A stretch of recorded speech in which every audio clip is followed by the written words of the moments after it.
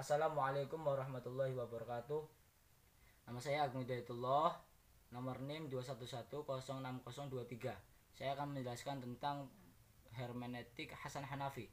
Yang pertama saya akan menjelaskan tentang biografi beliau. Nama beliau Hasan Hanafi Hasanaini. Beliau lahir di Kairo, Mesir pada tanggal 13 Februari tahun 1935. Terus beliau pertama kali menghafal Quran itu pada usia 5 tahun di Madrasah Sulaiman Ghawis. Nah, beliau sekolah di tingkat sanawiyah selesai pada tahun 1952. Lanjut, beliau studi di Universitas Kairo, Fakultas Sastra jurusan Filsafat. Dapat gelar sarjana di situ pada tahun 1956. Lanjut pendidikan beliau di Perancis. Beliau 10 tahun di sana, di Sorbonne University. Karir akademik beliau itu dimulai ketika beliau diangkat sebagai lektor pada tahun 1967. Lalu beliau menjadi lektor kepala pada tahun 1973. Beliau juga menjadi profesor filsafat pada tahun 1980. Di luar karir akademik beliau juga aktif di berbagai organisasi ilmiah kemasyarakatan. Misal beliau pada Persatuan Masyarakat Filsafat Mesir, beliau sebagai sekretaris umum, bahkan beliau menjadi wakil presiden Persatuan Masyarakat Filsafat Arab pada waktu itu. Adapun karya monumental beliau yaitu tentang Minal Aqidah atau pemikiran Minal Aqidah ila Thawrah.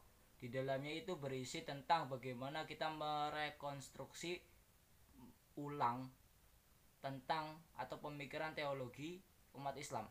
Karena pada waktu itu ulama klasik hanya tertuju memaknai Al-Quran itu hanya teks saja, pada teks saja, tidak dikontekstualisasikan pada zaman itu.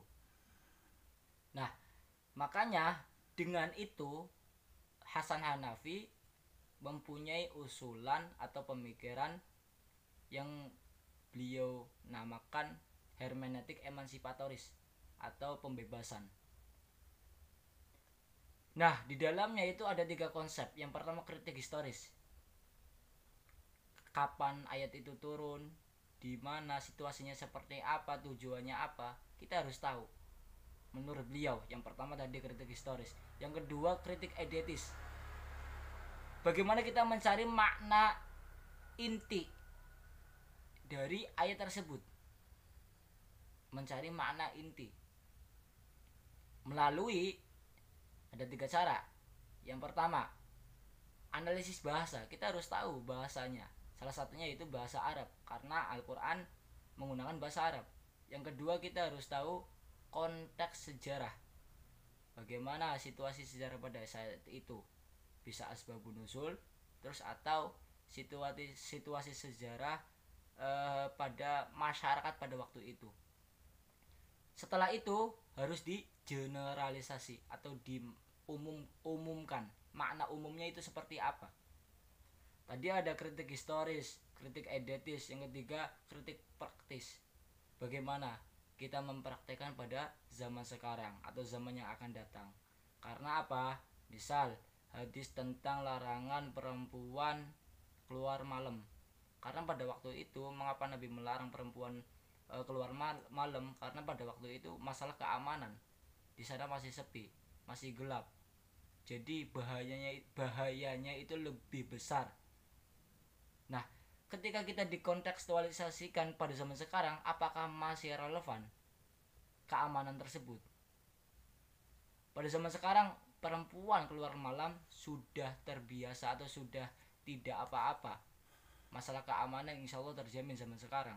Bahkan perempuan sendiri pesan Gojek pun dia tidak merasa terancam, tidak masalah, tidak apa-apa. Makanya kita harus melihat teks Al-Quran maupun teks hadis harus dikontekstualisasikan pada zaman sekarang, yang intinya masih relevan atau tidak, atau kita mengambil makna inti dari hadis tersebut dari teks Al-Quran tersebut, sehingga Al-Quran dan hadis akan hidup sampai kapanpun, fi kulli zaman.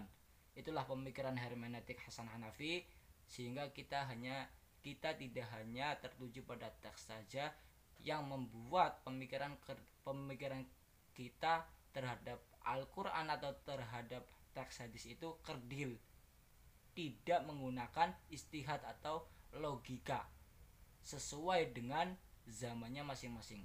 Sekian, kurang lebihnya mohon maaf. Wassalamualaikum warahmatullahi wabarakatuh.